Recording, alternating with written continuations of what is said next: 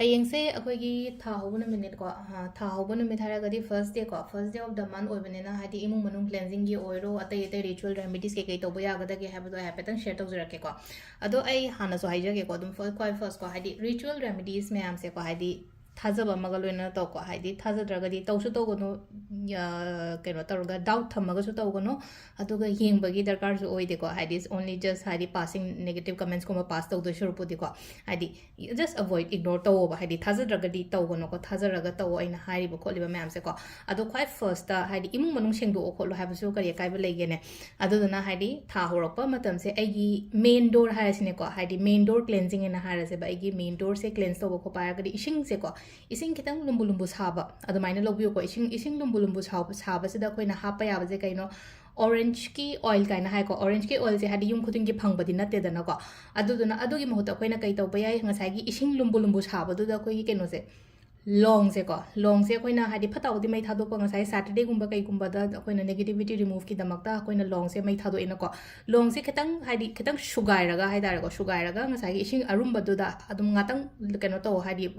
bromong so holo aduga khara ingthara kanda ising do akoina keno se kari thong se hana phi akang mona tai tho ga ngasai gi ising achot paduna ising hadi ngasai gi phi achot pa ma tawraga ising arum ba tawraga adu do mu main door se cleanse to biba ko adu se lai se ko se chai ko se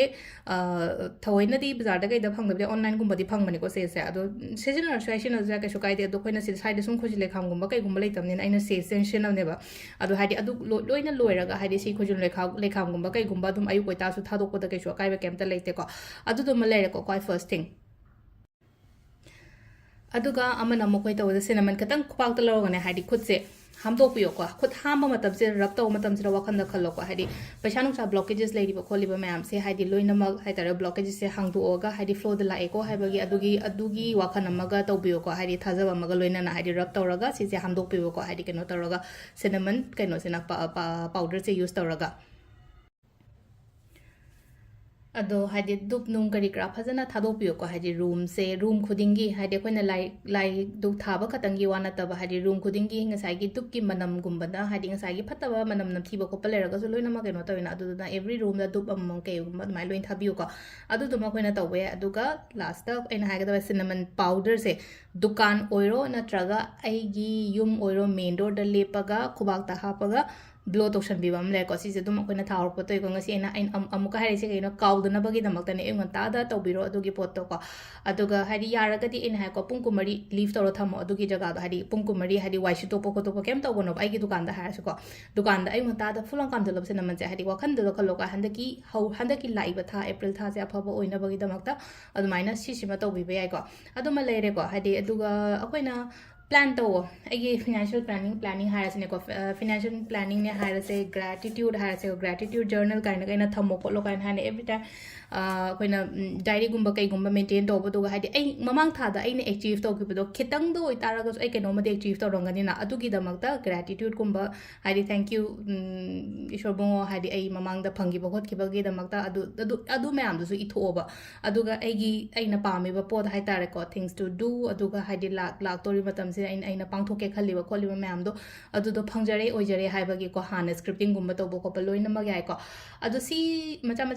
khara budi hare ko aduga si mayam su lere ko aduga crystal gumba hana leiba ko palera ga te ko crystal ga su dum phajana khara chamthok piraga ko adi place corner ma da place green jet gumba ha se green jet se yam phai ko adi green jet se thoina adi ubu da leina khala se puthu ga ma panda thamo green jet se ko green jet hare ga di ko na green aventurine so hai jet so ko su ga asang banung se ko smaina to banung se ko tumbles gumba kai gumba sudum le biram bayai ko ma'am aina ngondagi hana mamang chahi daga aina stumble set gumba pi ba dum hapane ko green jet se ko green jet ki no gumba dain toroga hadi corner amada yum gi corner amada place toroga tham jaga amada thambiyo ba adu sida le ko koina hayeng gi tawgada ba se ko hadi first day of the month si ma'am se tawbiyo aduga afaba lakpa su question ko mayam ge damakta ai gi sungaire song gi sungaire aduga mayam ge damakta hadi sisna hadi positivity ama porok na bagi damakta ni ko smaina to biyo yum kai phajana singdok piyo ka phajana singdok piyo hadi thong kaina haja koi thoina thong ti gi ju sengte na nong ta do thong go do phajana keno to raga khoi gi phi ma to ra tak tho ga mu sing ka tang to raga mu ra to punglang su lang ni da na ko ꯑꯗꯨꯅ ꯋꯥꯈꯟꯁꯨ ꯅꯨꯡꯉꯥꯏꯅꯀꯣ ꯌꯨꯝ ꯀꯩ ꯏꯃꯨꯡ ꯐꯥꯅꯨꯡ ꯐꯖꯅ ꯁꯦꯡꯗꯣꯛꯑꯒ ꯊꯝꯃꯒꯗꯤ ꯑꯗꯨꯅꯀꯣ ꯑꯗꯣ ꯁꯤꯗ ꯂꯩꯔꯦ ꯑꯩꯈꯣꯏꯒꯤ ꯍꯌꯦꯡꯒꯤ ꯇꯧꯕ ꯌꯥꯕ ꯔꯤꯆꯨꯋꯦꯜ ꯔꯦꯃꯤꯗꯤꯁ ꯈꯔ ꯀꯣ ꯃꯌꯥꯝ ꯊꯦꯡꯛ ꯌꯨ